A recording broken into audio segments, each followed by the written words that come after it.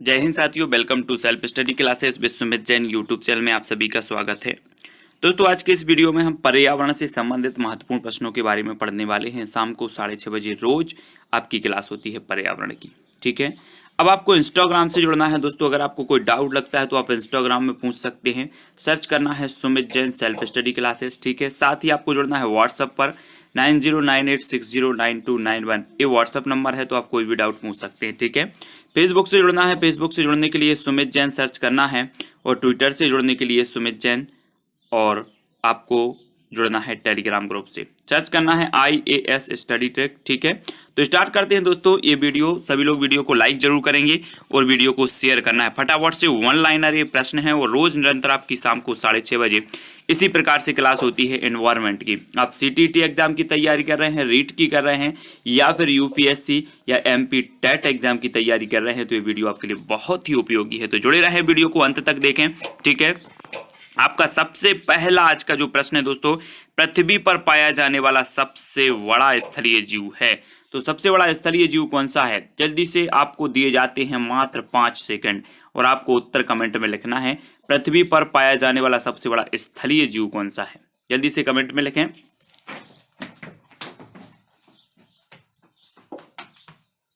तब आपका राइट जो आंसर हो जाएगा दोस्तों, वो क्या हो जाएगा? वो हो जाएगा हाथी। पृथ्वी पर पाया जाने वाला सबसे बड़ा जो स्थलीय जीव है वो कौन सा है? हाथी है। नेक्स्ट जो आपका प्रश्न है, इंडियन रोलर के नाम से भी जाना जाता है, तो किसे जाना जाता है? ये आपका प्रश्न है, इंडियन रोलर के नाम से भी जाना जाता है, तो आपको उत्तर लिखना है। उत्तर हो जाएगा नीलकंठ। इंडियन रोलर के नाम से जाना जाता है दोस्तों नीलकंठ को। ठीक है, तो नीलकंठ आपका बिल्कुल यहां पर सही आंसर होगा। अगला है कड़कनाथ। कड़कनाथ किसकी प्रसिद्ध प्रजाति है? कड़कनाथ किसकी प्रसिद्ध प्रजाति है? जल्दी से उत्तर आपको लिखना है। तो आपका राइट आंसर क्या हो जाएगा? कड़कनाथ जो है ये किसकी प्रजाति है? ये है मुर्गा की प्रजाति। ठीक है, किसकी है? मुर्गा की प्रजाति है। अब अगला क्वेश्चन आपको बताना है दोस्तों, कड़कनाथ का संबंध किस राज्य से है? तो कड़कनाथ का संबंध, कड़कनाथ किसकी प्रजाति है आपने ऊपर पढ़ा, तो कड़कनाथ मुर्गा की प्रजाति है। अब एक कड़कनाथ का जो संबंध है वो किस राज्य से है, ये हमें बताना है। तब आपका राइट आंसर क्या हो जाएगा? उत्तर आपका हो जाएगा मध्य प्रदेश। कड़कनाथ का जो संबंध है, कड़कनाथ मुर्गे का जो संबंध है वो किससे है? मध्य प्रदेश से है। ठीक है, मध्य प्रदेश आपका बिल्कुल यहाँ पर सही आंसर होगा। अगला क्वेश्चन देख लेते हैं, मोर कहाँ की मूल प्रजाति है?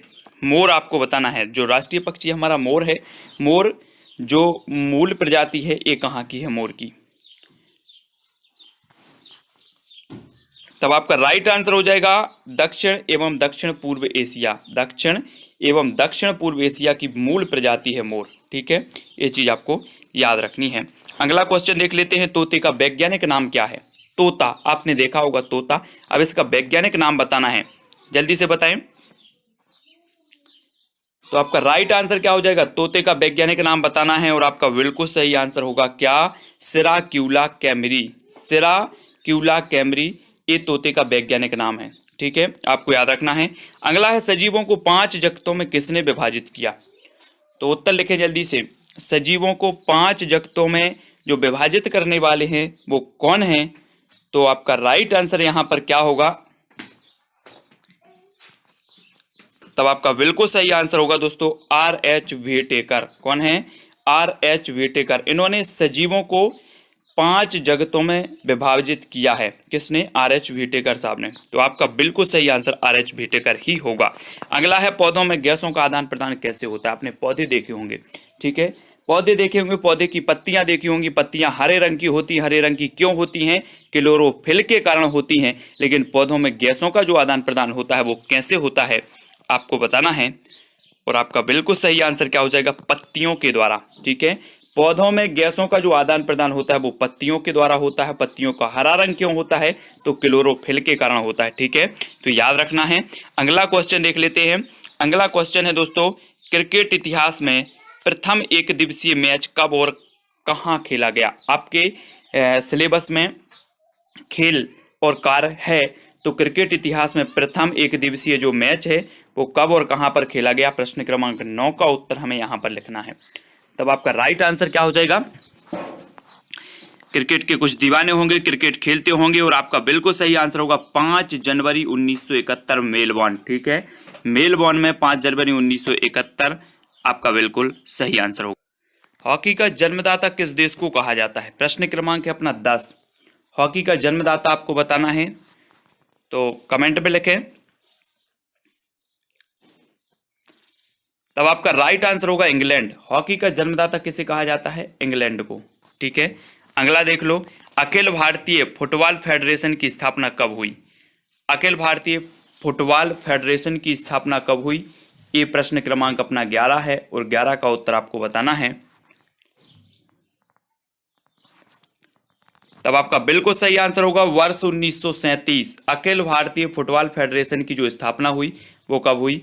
1937 में। ठीक है, लॉन टेनिस की उत्पत्ति किस देश में हुई? लॉन टेनिस की उत्पत्ति किस देश में हुई? प्रश्न क्रमांक 12 का उत्तर हमें लिखना है, लॉन टेनिस की उत्पत्ति। तब आपका राइट आंसर क्या हो जाएगा? लॉन टेनिस की उत्पत्ति हुई है तो इंग्लैंड में हुई है। ठीक है, लॉन टेनिस की उत्पत्ति। अगला क्वेश्चन है आपके सामने दोस्तों, अगला है भारत की सबसे छोटी स्थल सीमा है वो किस देश के साथ है? सबसे छोटी बताना है आपको, भारत की सबसे छोटी स्थलीय सीमा किस देश के साथ है? प्रश्न क्रमांक 14। तब आपका बिल्कुल सही आंसर होगा अफगानिस्तान। 106 किलोमीटर। कितनी है अफगानिस्तान के साथ? 106 किलोमीटर है। ठीक है, सबसे छोटी स्थलीय सीमा है। पोलो में खिलाड़ियों की संख्या कितनी होती है? पोलो में खिलाड़ियों की संख्या आपको बताना है कितनी होती है? प्रश्न क्रमांक 15। तो आपका राइट आंसर क्या होगा? आंसर हो जाएगा 4। पोलो जो खेल है इसमें खिलाड़ियों की जो संख्या होती है वो होती है 4। ठीक है, याद रखेंगे सभी लोग। अगला क्वेश्चन है दोस्तों, भारत का पश्चिमी बिंदु कौन सा है? पश्चिमी बिंदु बताना है। प्रश्न क्रमांक 16, भारत का पश्चिमी जो बिंदु है वो कौन सा है? तो कौन सा है पश्चिमी बिंदु? सर क्रीक गुजरात, ये भारत का पश्चिमी बिंदु माना जाता है। ठीक है, नेक्स्ट है डूरंड कप किस खेल से संबंधित है? डूरंड कप बताना है आपको किस खेल से संबंधित है। तब आपका बिल्कुल सही आंसर होगा फुटबॉल। डूरंड कप किस खेल से संबंधित है? तो फुटबॉल से संबंधित है। ठीक है, याद रखेंगे। अगला क्वेश्चन देख लेते हैं, हिमा दास किस खेल से संबंधित हैं? प्रश्न क्रमांक है अपना 18। हिमा दास किस खेल से संबंधित है? आपको खिलाड़ियों के उपनाम भी पता होनी चाहिए, कौन सा खिलाड़ी किस खेल से संबंधित है वो भी पता होनी चाहिए, और आपका बिल्कुल सही आंसर होगा एथलेटिक्स। हिमा दास संबंधित है किस खेल से? एथलेटिक्स से संबंधित हैं। पक्षियों का महाद्वीप किस महाद्वीप को कहा जाता है?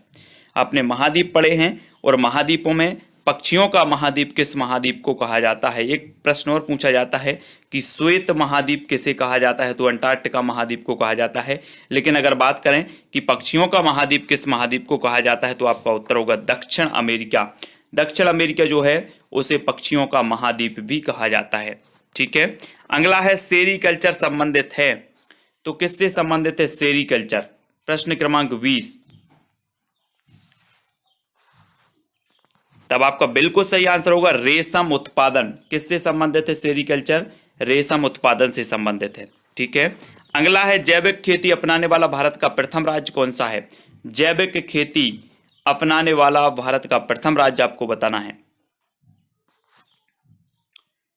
तो प्रश्न क्रमांक 21 और 21 का बिल्कुल सही आंसर होगा सिक्किम। जैविक खेती अपनाने वाला भारत का जो प्रथम राज्य है वो राज्य है सिक्किम।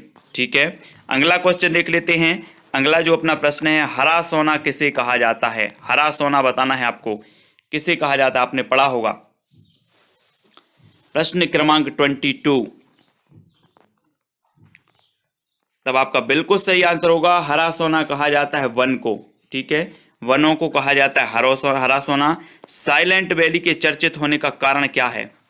प्रश्न है 23, और साइलेंट वैली के चर्चित होने का कारण आपको बताना है। तो क्या कारण है? साइलेंट वैली या फिर शांत घाटी जो कि केरल में स्थित है, और इसके प्रसिद्ध होने के कारण है, चर्चित होने का कारण क्या है? जैव विविधता। जैव विविधता का हॉट स्पॉट क्षेत्र है साइलेंट वैली, इसलिए ये क्या है जो है चर्चित है। 23, ठीक है। घाना पक्षी विहार किस राज्य में स्थित है? प्रश्न क्रमांक 24,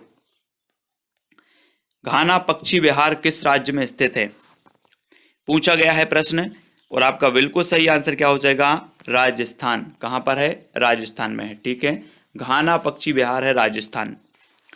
अगला क्वेश्चन है, एन वाय रोनेर शब्द किस भाषा से लिया गया है?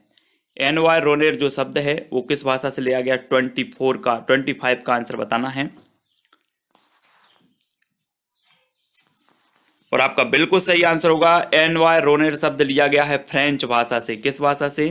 फ्रेंच भाषा से लिया गया है, ठीक है। अगला क्वेश्चन देख लेते हैं। अगला जो अपना प्रश्न है वो है, स्कर्वी नामक बीमारी किस विटामिन की कमी से होती है? स्कर्वी नामक बीमारी किस विटामिन की कमी से होती है?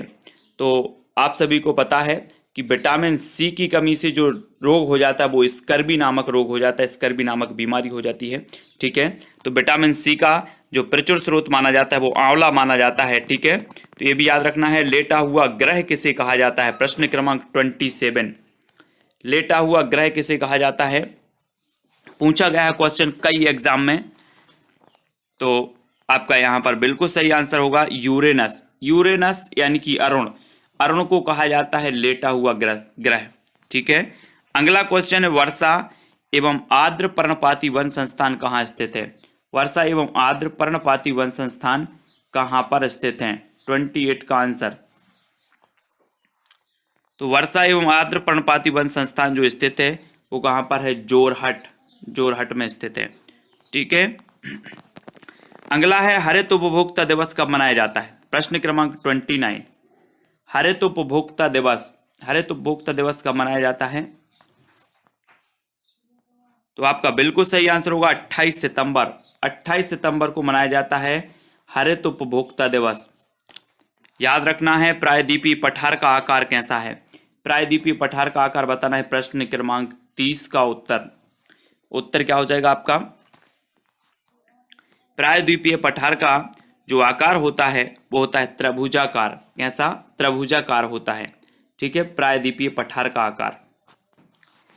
अगला क्वेश्चन देख लेते हैं। अगला है, विश्व जनसंख्या दिवस कब मनाया जाता है? विश्व जनसंख्या दिवस बताना है। प्रश्न क्रमांक 31, कब मनाया जाता है विश्व जनसंख्या दिवस?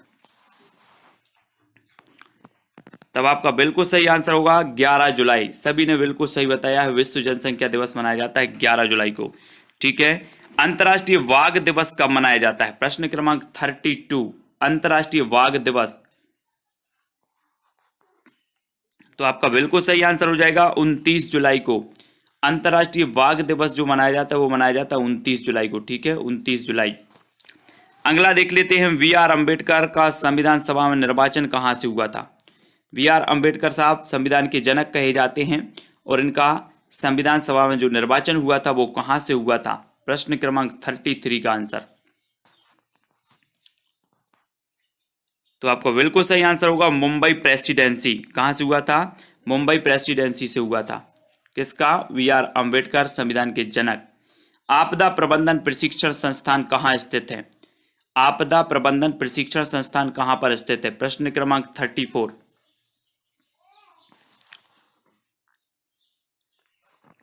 तब आपका बिल्कुल सही आंसर होगा कहां पर है? महाराष्ट्र, लातूर में आपदा प्रबंधन प्रशिक्षण संस्थान है, महाराष्ट्र, लातूर, ठीक है।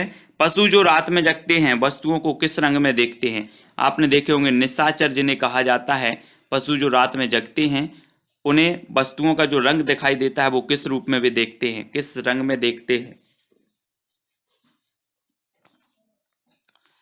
तो आपका बिल्कुल सही आंसर होगा ब्लैक एंड व्हाइट। किस रूप में देखते हैं? ब्लैक एंड व्हाइट में, ठीक है।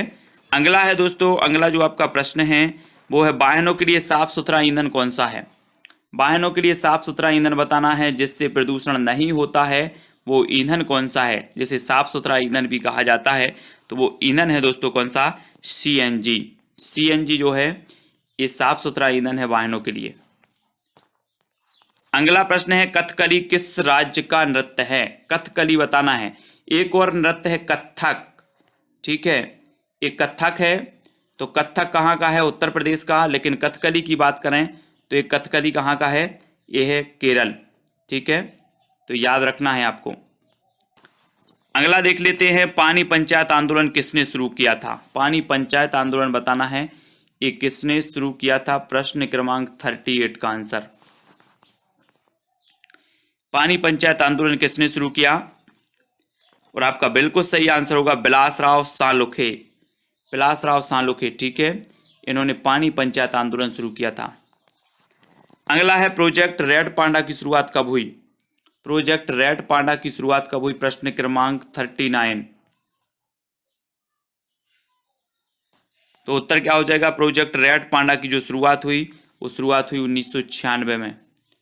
ठीक है, कब हुई? 1996।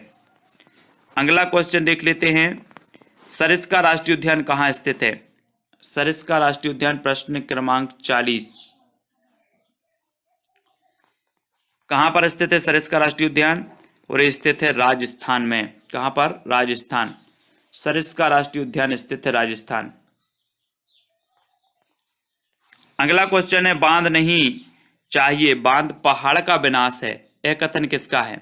बांध नहीं चाहिए, बांध पहाड़ का विनाश है, यह कथन किसका है? 41 का उत्तर। तो आपका बिल्कुल सही आंसर होगा, एक कथन है सुंदरलाल बहुगुणा। किसका है? सुंदरलाल बहुगुणा का।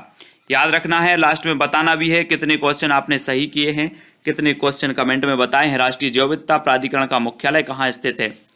राष्ट्रीय जैव विविधता प्राधिकरण का मुख्यालय आपको बताना है, प्रश्न क्रमांक 42। तब आपका राइट आंसर होगा कहां पर है? चेन्नई। राष्ट्रीय जैव विविधता प्राधिकरण का जो मुख्यालय है वो चेन्नई में स्थित है। ठीक है। अगला क्वेश्चन, सर्वप्रथम हॉटस्पॉट शब्द का प्रयोग किसने किया था? प्रश्न क्रमांक 43। सर्वप्रथम हॉटस्पॉट शब्द का प्रयोग किसने किया था? आपने देखा होगा जैव विविधता के हॉटस्पॉट क्षेत्र हैं और हॉटस्पॉट शब्द का जो प्रयोग किया था सर्वप्रथम, प्रश्न क्रमांक 43 में आपका उत्तर हो जाएगा किसने? नॉर्मन मॉयर्स ने। ठीक है, हॉटस्पॉट शब्द का इन्होंने प्रथम प्रयोग किया था, तो याद रख लेना है। अगला क्वेश्चन देख लेते हैं, पंपास घास का मैदान कहाँ स्थित है? पंपास घास का मैदान बताना है आपको। तो आपका प्रश्न क्रमांक 44 है और आपका बिल्कुल सही आंसर क्या होगा? पंपास घास का मैदान जो स्थित है वो स्थित है अर्जेंटीना। ठीक है, अर्जेंटीना में है। भारतीय पारिस्थितिकी के जनक कौन है? भारतीय पारिस्थितिकी के जनक आपको बताना है, 45 का उत्तर। कौन है भारतीय पारिस्थितिकी के जनक? तब आपका बिल्कुल सही आंसर क्या होगा? प्रोफेसर रामदेव मिश्रा। भारतीय पारिस्थितिकी के जनक इन्हें माना जाता है, रामदेव मिश्रा साहब को। अगला क्वेश्चन है, गहन पारिस्थितिकी के जनक कौन है? गहन पारिस्थितिकी के जनक बताना है, 46 का आंसर। आपका बिल्कुल सही आंसर क्या होगा? जल्दी से कमेंट में लिखें, गहन पारिस्थितिकी के जनक बताना है कौन है। तो आपका बिल्कुल सही आंसर होगा अर्नीस नीस। कौन है? अर्नीस नीस, एक गहन पारिस्थितिकी के जनक हैं। और अगला क्वेश्चन है, नदी तालाब झील घास का मैदान वन किस प्रकार के पारिस्थितिक तंत्र के उदाहरण हैं? नदी तालाब झील घास का मैदान वन किस प्रकार के पारिस्थितिक तंत्र के उदाहरण माने जाते हैं? 47 का आंसर। और राइट आंसर आपका होगा प्राकृतिक। किस प्रकार के माने जाते हैं? प्राकृतिक। ठीक है। अगला क्वेश्चन, पारिस्थितिक तंत्र के मित्र कहलाते हैं तो कौन कहलाते हैं? पारिस्थितिक तंत्र के मित्र आपने पढ़ा होगा, किसान के मित्र केंचुआ कहलाते हैं, लेकिन पारिस्थितिक तंत्र के जो मित्र कहलाते हैं वो नीम, पीपल, बरगद और तुलसी, ये कहलाते हैं पारिस्थितिक तंत्र के मित्र। ठीक है, तो याद रख लेना है, केंद्रीय पक्षी शोध संस्थान स्थित है। तो केंद्रीय पक्षी शोध संस्थान स्थित है तो कहां पर स्थित है? 49 का उत्तर बताना है, पक्षी शोध संस्थान। तब आपका राइट आंसर हो जाएगा इज्जत नगर बरेली। ठीक है, पक्षी शोध संस्थान इज्जत नगर बरेली में है। अगला है दोस्तों, गैंडा स्टेट के नाम से जाना जाता है। तो प्रश्न क्रमांक 50 का उत्तर आपका क्या होगा? गैंडा स्टेट के नाम से जाना जाता है, तो किस स्टेट को, किस राज्य को जाना जाता है? प्रश्न क्रमांक 50 और अंतिम आपका प्रश्न है और आपका बिल्कुल सही आंसर हो जाएगा असम। असम को गैंडा स्टेट के नाम से जाना जाता है। ठीक है, क्वेश्चन देखो, पक्षियों का महाद्वीप किसे कहा जाता है? तो जल्दी से बताना है आपको, पक्षियों का महाद्वीप। प्रश्न क्रमांक 51 अगर आपसे बनता है तो उत्तर जरूर लिखें। तब आपका बिल्कुल सही आंसर क्या हो जाएगा? आंसर हो जाएगा दक्षिण अमेरिका। पक्षियों का महाद्वीप कहा जाता है दोस्तों दक्षिण अमेरिका को, ठीक है। दक्षिण अमेरिका जो है आपका बिल्कुल यहाँ पर सही आंसर होगा। अगला क्वेश्चन आपको बताना है, दुनिया में रबड़ का सबसे बड़ा उत्पादक और निर्यातक कौन है? प्रश्न क्रमांक 52 है, कौन सा देश है जो दुनिया में रबड़ का सबसे ज्यादा उत्पादन करता है और निर्यात भी कर? तो दुनिया में रबड़ का सबसे बड़ा उत्पादक और निर्यातक कौन है?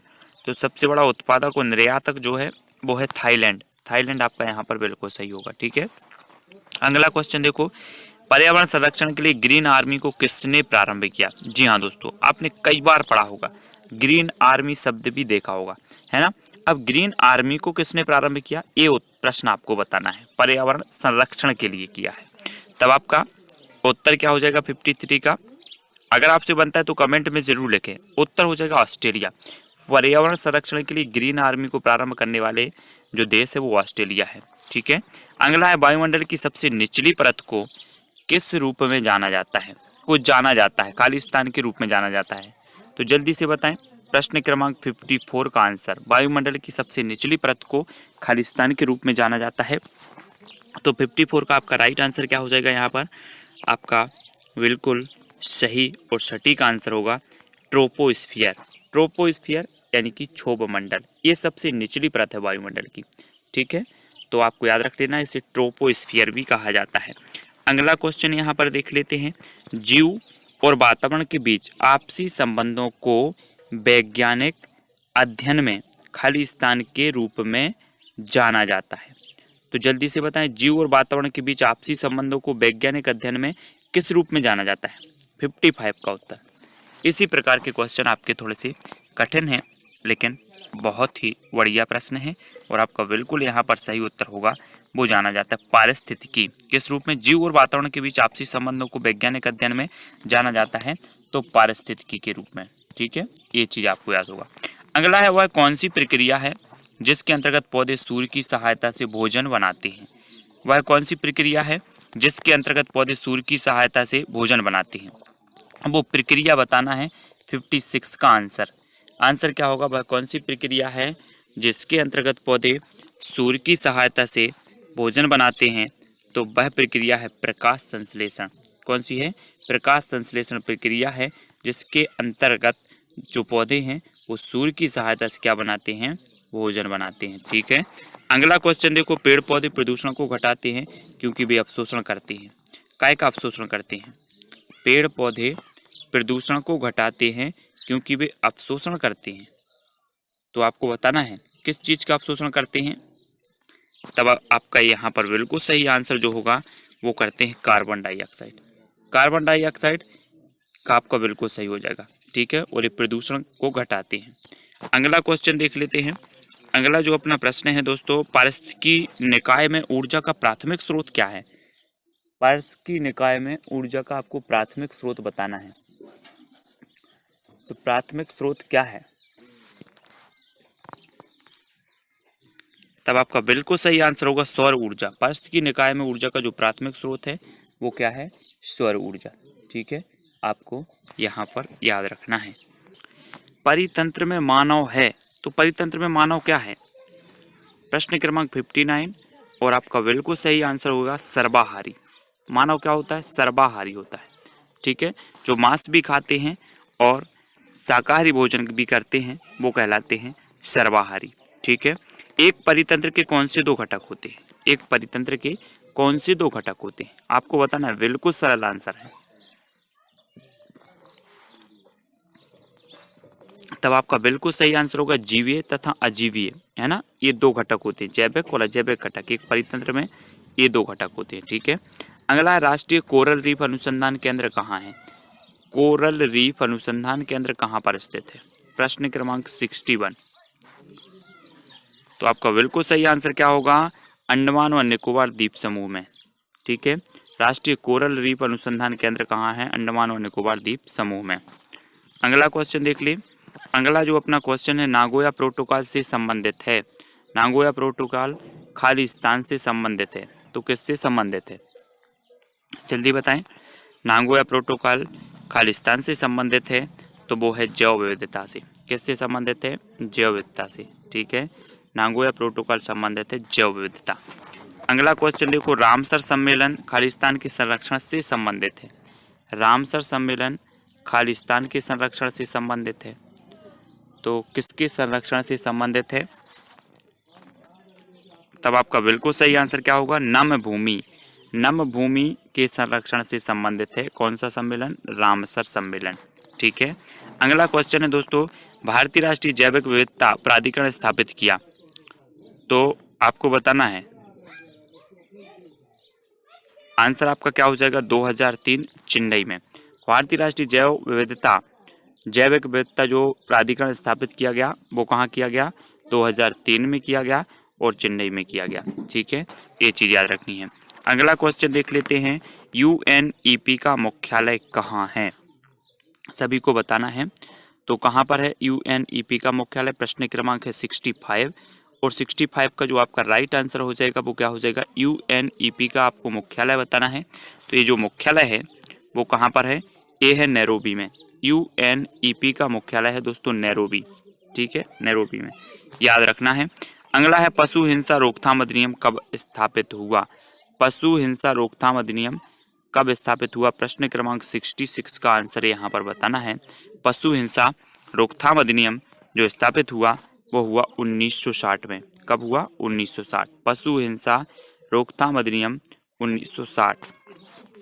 अगला है, भारत के एनिमल वेलफेयर बोर्ड का मुख्यालय कहाँ स्थित है? भारत के एनिमल वेलफेयर बोर्ड का जो मुख्यालय है वो कहाँ पर स्थित है? प्रश्न क्रमांक 67। तब आपका बिल्कुल सही आंसर कहाँ होगा? चेन्नई। ठीक है, एनिमल वेलफेयर बोर्ड का जो मुख्यालय है वो कहाँ पर है? चेन्नई में। अगला क्वेश्चन, विश्व मौसम विज्ञान संगठन का मुख्यालय कहाँ अवस्थित है? विश्व मौसम विज्ञान संगठन, इसका मुख्यालय कहाँ पर अवस्थित है? तो 68 का जो आपका बिल्कुल सही आंसर होगा, विश्व मौसम विज्ञान संगठन का जो मुख्यालय है वो है जिनेवा। ठीक है, कहाँ पर है? जिनेवा में। अगला है दोस्तों, आपका प्रश्न है, राष्ट्रीय पर्यावरण अभियांत्रिकी शोध संस्थान नीरी कब और कहाँ स्थापित किया गया? नीरी के बारे में आपको पता है, राष्ट्रीय पर्यावरण अभियांत्रिकी शोध संस्थान जिसे कि नीरी कहा जाता है। अब नीरी कब और कहाँ पर स्थापित किया गया ये बताना है। तो आपका बिल्कुल राइट जो आंसर हो जाएगा कमेंट में लिखना है 1958। 1958 में स्थापित किया गया। और ये कहाँ पर स्थापित किया गया? तो ये किया गया नागपुर में। ठीक है, ये चीज याद रखना। नीरी, पॉलीथीन की थैलियों को नष्ट नहीं किया जा सकता क्योंकि वे बनी होती हैं। किससे बनी होती हैं? पॉलीथीन की जो थैलियाँ होती हैं आपको पता है, इनको नष्ट नहीं किया जा सकता। क्यों नहीं किया जा सकता? क्योंकि ये बनी होती हैं। तो ये किसकी बनी होती हैं? तब आपका बिल्कुल सही आंसर होगा पॉलीमार। ये बनी होती हैं पॉलीमार से।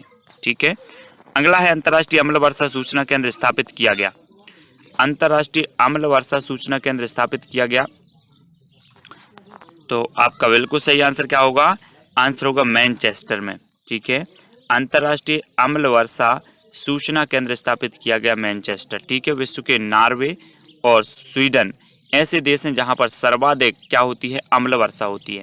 तो ये चीज़ आपको याद रखनी है। और अंतर्राष्ट्रीय अम्ल वर्षा सूचना केंद्र स्थापित मैनचेस्टर में किया गया। 71 का आंसर, वंशपति अनुक्रम की संकल्पना का प्रतिपादन किसने किया? प्रश्न क्रमांक 72, वंशपति अनुक्रम की संकल्पना का जो प्रतिपादन है वो किसने किया है? तो आपका बिल्कुल सही आंसर होगा क्लीमेंट्स ने। किसने किया? क्लीमेंट्स। वंशपति अनुक्रम की संकल्पना का प्रतिपादन करने वाले जो विद्वान हैं वो हैं क्लीमेंट्स। अगला आपका प्रश्न है, पृथ्वी का वह हिस्सा जहाँ जहाँ जीवन यापन होता है खालिस्तान कहलाता है। खालिस्तान के रूप में जाना जाता है। तो पृथ्वी का वह हिस्सा कौन सा है जहाँ जहाँ पर जीवन यापन होता है?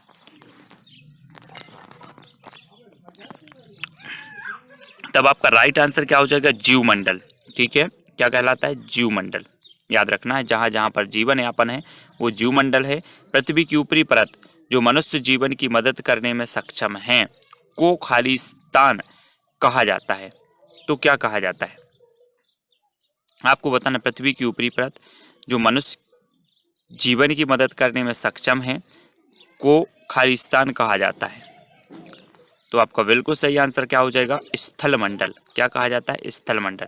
ठीक है, अगला प्रश्न देख लेते हैं, जैव विविधता को अधिकतम संकट है तो किससे है? जैव विविधता को अधिकतम संकट किससे है? प्रश्न क्रमांक 75। तब आपका राइट आंसर क्या होगा? प्राकृतिक निवास एवं वनस्पतियों के विनाश से। प्राकृतिक निवास और वनस्पतियों के विनाश से जैव विविधता को अधिकतम संकट है, क्योंकि प्राकृतिक निवास नहीं रहेंगे और वनस्पतियों का विनाश होगा तो जैव विविधता नहीं रहेगी, अर्थात जीव जो होंगे वो नष्ट होते जाएंगे और जैव विविधता घटती जाएगी। जीवाश्म ईंधन मुख्य रूप से खालिस्तान से बना होता है। जीवाश्म ईंधन आपको बताना है, सभी लोग समझते होंगे जीवाश्म ईंधन, ठीक है। और जीवाश्म जो ईंधन है वो मुख्य रूप से बना होता है, तो कैसे बना होता है? कार्बन से, ठीक है। ये मुख्य रूप से कार्बन से बना होता है। अगला क्वेश्चन है, सागरीय खरपतवार किसका महत्वपूर्ण स्रोत है? सागरीय जो खरपतवार है किसका महत्वपूर्ण स्रोत है? प्रश्न क्रमांक 77। तो आपका बिल्कुल सही आंसर होगा आयोडीन। काय का है? सागरीय खरपतवार किसका महत्वपूर्ण स्रोत है? तो आयोडीन का, ठीक है। अगला क्वेश्चन देखो, वायुमंडल की सबसे ठंडी परत कौन सी है? वायुमंडल की मैंने परतों को आपको पढ़ाया है, पूरी परतें बिल्कुल डिटेल में विस्तृत रूप से बहुत अच्छे से पढ़ाया है, और वायुमंडल की सबसे ठंडी परत आपको बतानी है तो आपका बिल्कुल कमेंट फटाक से आना चाहिए, और आपका उत्तर आ गया है मध्यमंडल, ठीक है। वायुमंडल की सबसे ठंडी परत है मध्यमंडल। भारत में वायु की गुणवत्ता जांचने के लिए कौन सा मोबाइल ऐप शुरू किया गया? वायु की गुणवत्ता जांचने के लिए एक मोबाइल ऐप लॉन्च किया गया, जो आपको पता होनी चाहिए। उस मोबाइल ऐप का नाम क्या है ये पता होनी चाहिए। तो प्रश्न क्रमांक है आपका 79 और आपका उत्तर हो जाएगा सफर एयर। सफर एयर ऐसा मोबाइल ऐप है जो वायु की क्या जांचता है? गुणवत्ता को जांचता है, ठीक है। अगला क्वेश्चन आपको है, भारतीय उपमहाद्वीप के जल में पाए जाने वाली समुद्री कछुओं की 5 प्रजातियों में से कौन सी सबसे अधिक आबादी वाली प्रजाति है? भारतीय उपमहाद्वीप के जल में पाए जाने वाली समुद्री कछुओं की 5 प्रजातियों में से कौन सी सबसे अधिक आबादी वाली प्रजाति है? तो कौन सी है? प्रश्न क्रमांक 80 का उत्तर हमें यहाँ पर लिखना है, और आपका बिल्कुल सही आंसर क्या होगा? आंसर होगा ओलिव रिडले। ओलिव रिडले एक कछुओं की प्रजातियां है, ठीक है, जो सबसे अधिक आबादी वाली प्रजाति है, ठीक है। अगला क्वेश्चन है, विशालकाय panda world wide fund for nature का आधिकारिक प्रतीक है। वर्ल्ड वाइड WWF का जो है आधिकारिक प्रतीक है। यह जानवर किस देश में पाया जाता है? कौन सा? पांडा। पांडा किस देश में पाया जाता है? तो आपका बिल्कुल सही आंसर होगा, कहाँ पर पाया जाता है? चाइना, यानी कि चीन में पाया जाता है, ठीक है। अगला क्वेश्चन देखो, कौन सी गैस ग्लोबल वार्मिंग के लिए ज़्यादा जिम्मेदार है? तो कौन सी गैस है जो ग्लोबल वार्मिंग के लिए ज़्यादा जिम्मेदार है? प्रश्न क्रमांक 82 का उत्तर बताना है, और आपका बिल्कुल जो राइट आंसर हो जाएगा वो क्या हो जाएगा? ग्लोबल वार्मिंग के लिए सभी को पता है कि जो कार्बन डाइऑक्साइड है ये ग्लोबल वार्मिंग के लिए ज़्यादा जिम्मेदार है, ठीक है। और 82 का कार्बन डाइऑक्साइड आपका बिल्कुल सही होगा। इंसुलिन की कमी से होने वाला रोग कौन सा है? प्रश्न क्रमांक है आपका 83, इंसुलिन की कमी से होने वाला रोग हमें यहाँ पर बताना है। तो आपका बिल्कुल सही आंसर क्या होगा? मधुमेह। मधुमेह ऐसा रोग है जो इंसुलिन की कमी से होता है, ठीक है। अगला है, केंद्रीय पादप अनुसंधान संस्थान स्थित है।